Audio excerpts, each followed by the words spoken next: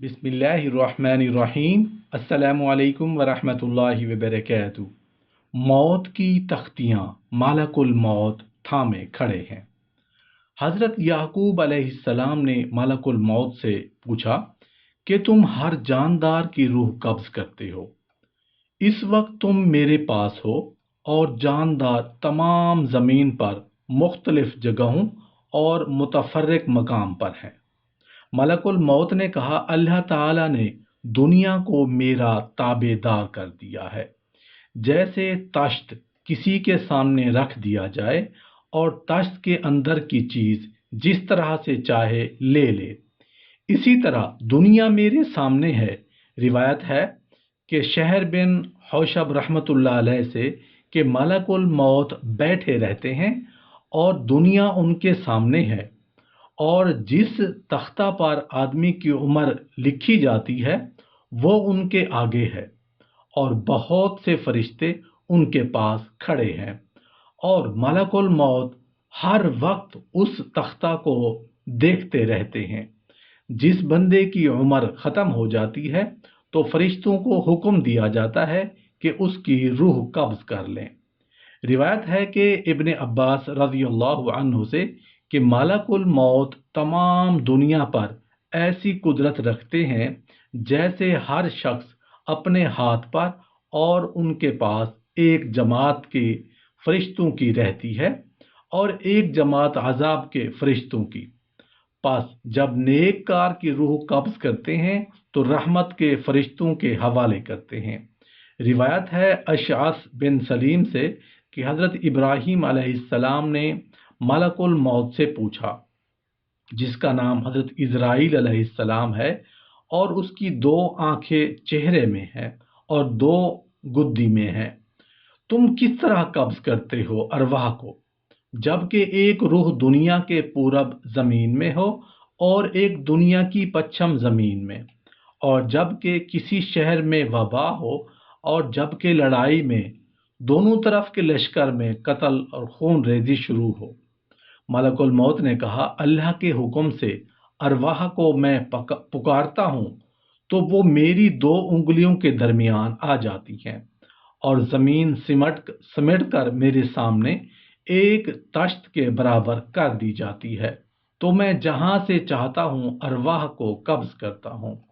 रिवायत है खसीमा रहमतुल्लाह अलैह से कि मलकुल मौत एक बार हजरत सुलेमान अलैहिस्सलाम की मजलिस में आए और एक शख्स की तरफ ताज्जुब से कुछ देर तक देखते रहे।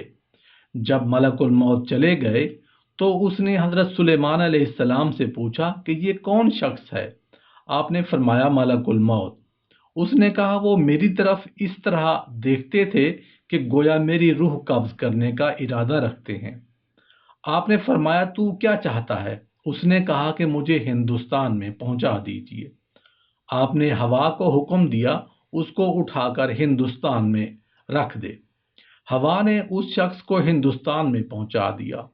फिर मलकुल मौत हजरत सुलेमान अलैहिस्सलाम के पास आए। आपने पूछा, तुम क्यों उस शख्स को गौर से देखते थे? कहा कि मुझे ताज्जुब इस बात का है कि अल्लाह ताला का हुक्म मेरे पास पहुंचा है कि उसकी रूह हिंदुस्तान में कब्ज करूं, और ये आपके पास बैठा हुआ है।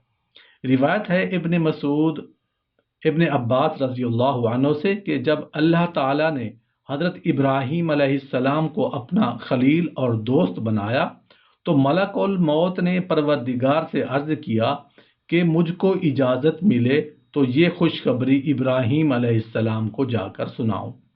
परवरदिगार ने इजाज़त दी।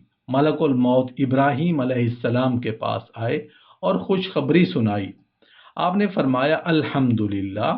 फिर फरमाया, ऐ मलकुल मौत, मुझे दिखा दो कि कुफ्फार की अरवाह को तुम किस तरह कब्ज करते हो। मलकुल मौत ने कहा, आप देखने की ताकत नहीं रखेंगे। आपने फरमाया, हाँ, मगर कुछ तो दिखाओ।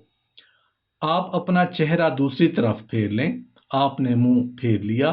फिर देखा कि एक सियाह मर्द, उसका सर आसमान से मिला है, उसके मुंह से आग का शोला निकलता है और बदन पर जिस कदर बाल हैं सब आदमी की सूरत में है, और सब के मुंह اور کان سے آگ کا شعلہ نکلتا ہے۔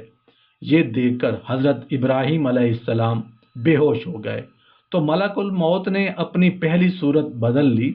جب آپ علیہ السلام ہوش میں آئے تو فرمایا، اے ملک الموت، اگر کافر موت کی سختی نہ اٹھاتا تو صرف تمہاری صورت دیکھ لیتا تو اسی قدر اس کو کافی ہوتا۔ پھر آپ نے فرمایا، اے ملک الموت، مجھے دکھا دو کہ مومنوں کی ارواح کس طرح قبض کرتے ہو۔ کہا، آپ اپنا منہ پھیر لیں۔ جب آپ علیہ السلام نے چہرہ پھیر لیا، دیکھا کہ ایک جوان نہایت خوبصورت چہرے والا، اس سے اچھی خوشبو آتی ہے، سفید لباس ہے۔